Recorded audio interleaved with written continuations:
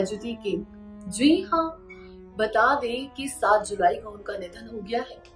Hinduja hospital में दिलीप कुमार ने आखिरी सांसें ली, जहां बॉलीवुड उनके निधन के बाद काफी शोक पर है। वहीं सिर्फ बॉलीवुड ही नहीं, दुनिया भर से लोग काफी सदमे में हैं, क्योंकि दिलीप कुमार से हर किसी को प्यार था।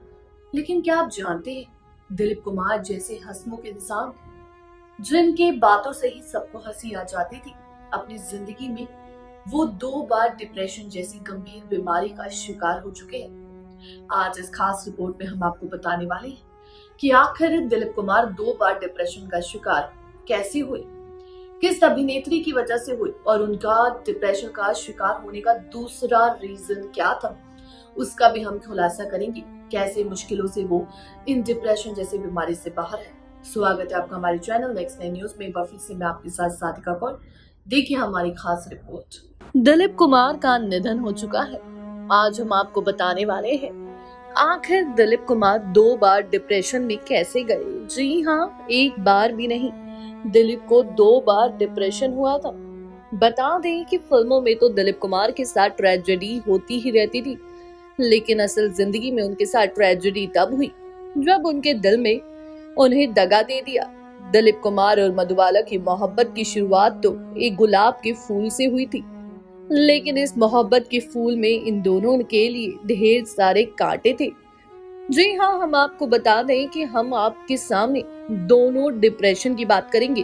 पहले जो मधुबाला की वजह से दिलीप को हुआ था, क्या क्या दर्द उन्हें सहना पड़ा था।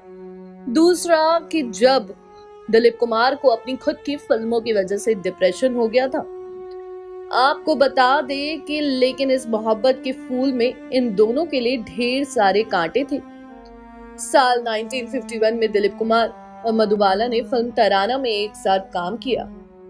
उस वक्त दिलीप कुमार को ये खबर नहीं थी कि मधुबाला दिल ही दिल में दिलीप कुमार से प्यार करने लगी। फिल्म तराना के शूटिंग के दौरान मधुबाला ने अपनी करीबी मेकअप आर्टिस्ट के हाथों दिलीप कुमार को एक खत भेजा। खत के साथ एक लाल गुलाब भी था। उर्दू में लिखे हुए इस खत में मधुबाला ने लिखा था, अगर आप मुझे चाहते हैं तो ये गुलाब कबूल फरमाइए, वरना इसे वापस कर दीजिए।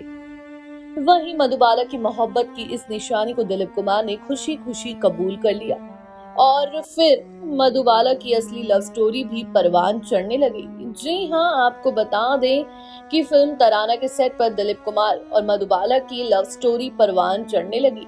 मधुबाला की कमाई से ही उनके पूरे घर का खर्च चलता था, इसलिए उनके पिता नहीं चाहते थे कि मधुबाला किसी भी अफेयर में पड़े। लेकिन एक दूसरे के इश्क में गिरफ्तार दिलीप कुमार और मधुबाला मिलने का कोई ना कोई तरीका ढूंढ ही लेते थे। मुगले आजम की शूटिंग के दौरान जब दिलीप कुमार की शूटिंग नहीं भी होती थी, उन दिनों में भी वो मधुबाला से मिलने फिल्म के सेट पर आ जाया करते थे और चुपचाप खड़े होकर मधुबाला को शूटिंग करते हुए देखते थे। जुबान जरूर खामोश रहती थी, लेकिन सारी बातें आंखों ही आंखों में हो जाया करती थी। वहीं मुगले आजम वो फिल्म जो सिनेमा के इतिहास में सबसे ऊंचे पायदान पर है। ये फिल्म दिलीप कुमार और मधुबाला की असली लव स्टोरी और इस लव स्टोरी में आए आंधी और तूफान की गवाह रही है। मुगले आजम को बनने में तकरीबन 10 साल का लंबा वक्त लगा। इसी फिल्म के दौरान दिलीप कुमार और मधुबाला की प्रेम कहानी शुरू भी हुई। परवान भी चढ़ी और शूटिंग खत्म होते होते ये कहानी भी खत्म हो गई। जब मुगले आजम की शुरुआत हुई तो अनारकली के रोल के लिए इंडस्ट्री की कई अभिनेत्रियां समेत अनगिनत नए चेहरों का स्क्रीन टेस्ट लिया गया, लेकिन आखिरकार इस रोल के लिए मधुबाला को ही चुना गया। बता दें, एक रिपोर्ट के मुताबिक मुगले आजम में मधुबाला की एंट्री को लेकर बहुत कुछ लिखा जा चुका है, लेकिन हकीकत सिर्फ यही है कि मधुबाला अनारकली बनी क्योंकि शहजादे सलीम चाहते थे कि वो अनारकली बने। मोहब्बत परवान चढ़ रही थी। दिलीप कुमार ने जल्द ही अपनी सबसे बड़ी बहन सकीना को शादी का पैगाम लेकर मधुबाला के घर भेजा। उन्होंने कहा कि अगर मधुबाला के पिता तैयार हो तो वो 7 दिन बाद मधुबाला से शादी करना चाहते हैं, लेकिन उत्तालू खान ने यानी उनके पिता ने शादी से इनकार कर दिया। पिता और दिलीप साहब वो 2 लोग जिन्हें मधुबाला की जिंदगी में सबसे ज्यादा प्यार करती थी, लेकिन दोनों में से एक को चुनना उनके लिए नामुमकिन था।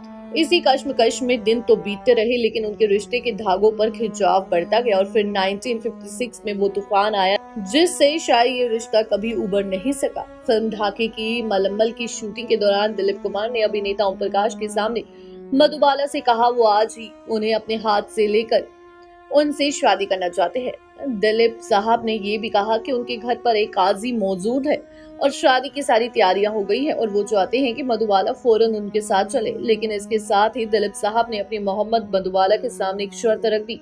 शर्त ये थी कि उनसे शादी के बाद मधुबाला अपने पिता के सारे रिश्ते तोड़कर उनके साथ रहने लगेगी। ये शर्त सुनकर मधुबाला खामोश हो गई। उनके होठों में से एक लफ्ज भी नहीं निकला। उनकी खामोशी देखकर दिलीप कुमार बोले, क्या इसका मतलब ये है कि तुम मुझसे शादी नहीं करना चाहती? मधुबाला चुप रही। मधुबाला की खामोशी से दिलीप कुमार का गुस्सा बढ़ता जा रहा था। वो फिर बोले, आज यहाँ से अकेले गया तो फिर कभी लौट कर तुम्हारे पास नहीं आऊंगा। मधुबाला चुप रही और उनकी आंखों के सामने दिलीप कुमार उठे और वहां से चले गए, ना सिर्फ उस कमरे से बल्कि मधुबाला की जिंदगी से। आपको बता दें कि मधुबाला के पिता एंड तक नहीं माने और वहीं पर इन दोनों के रिश्ते का अंत हो गया। लेकिन आपको बता दें कि फिल्म की शूटिंग अभी पूरी नहीं हुई थी। मुगले आजम के बाद इनकी एक और फिल्म थी, नया दौर की शूटिंग बाकी थी, जिसको शूट करने के लिए मधुबाला को भोपाल जाना था। लेकिन मधुबाला के पिता उनको भोपाल नहीं भेजना चाहते थे। B.R. चोपड़ा ने बहुत समझाया, लेकिन फिर ये शूटिंग का केस चला गया अदालत पर कि मधुबाला ने इसकी फीस ले चुकी है और शूटिंग करने से मना कर रही है। वहीं सबूत के तौर पर वहां वो दिलीप कुमार को ले गए और दिलीप कुमार ने गवाही दी मधुबाला के खिलाफ। मधुबाला ने ये सब सुनकर कहा कि मुझे यकीन नहीं हो रहा, जिस शख्स से मैंने इतनी मोहब्बत की वो मेरे ही खिलाफ खड़ा हो गया। वहीं इतना सब सुनने के बावजूद दिलीप कुमार अपना प्यार छुपा नहीं सके। उन्होंने भरी अदालत में सबके सामने कह दिया, योर ऑनर, मैं इस औरत से प्यार करता हूँ और अपनी जिंदगी के आखिरी दिन तक इसी से प्यार करता रहूंगा। वहीं 1966 में मधुबाला बीमार पड़ी और आखिर बार दिलीप कुमार से मिली और कहा कि मैं खुश हूँ कि तुम्हें तुम्हारी शहजादी मिल गई है। और इसी के बाद से जो उनकी मौत हुई, दिलीप कुमार बहुत बड़े डिप्रेशन में चले गए। जी हाँ, सारा बानो ने खुद इस बात का खुलासा किया कि दिलीप साहब बहुत बड़े डिप्रेशन में हैं। वहीं जब मधुबाला की मौत हुई तब दिलीप कुमार उनके पास नहीं जा चुके क्योंकि वो फिल्म गोपी की शूटिंग कर रहे थे। वहीं जब वो वापस मुंबई आए तो जहां पर मधुबाला को दफनाया गया उसके पास घंटों तक खड़े रहे। वहीं उसके बाद से दिलीप कुमार लंबे समय तक डिप्रेशन में रहे। और वहीं उनके दूसरे डिप्रेशन की बात करें तो उनको फिल्मों में ट्रेजेडी किंग कहा गया। इसकी वजह ये थी कि कोई लंबे समय तक वो फिल्मों में सीरियस रोल करते रहे। तराना, मुगले आजम जैसी फिल्मों में वो सीरियस रोल करते गए और ऐसे रोल के बाद उनके दिमाग में ये रोल ही बैठ गए। उनका व्यक्तित्व ही बहुत ज्यादा सीरियस हो गया। जहां बहुत ज्यादा हंसी मजाक करते थे दिलीप कुमार, वो बहुत ज्यादा सीरियस रहने लगे। इस वजह से भी दिलीप साहब एक बार डिप्रेशन में चले गए थे। उनको ट्रेजेडी किंग का नाम दे दिया गया और वो उनको हमेशा सीरियस और संगीन रोल मिलने लगे। इसके बाद उन्होंने लंबे समय तक फिल्मों से ब्रेक ले लिया।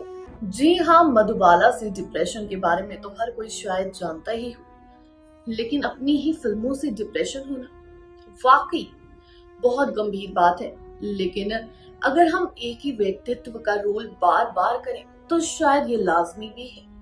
शायद दिलीप कुमार एक ही अंदाज में बार बार रोल करते रहे, इस वजह से उनको संगीन डिप्रेशन हो गया।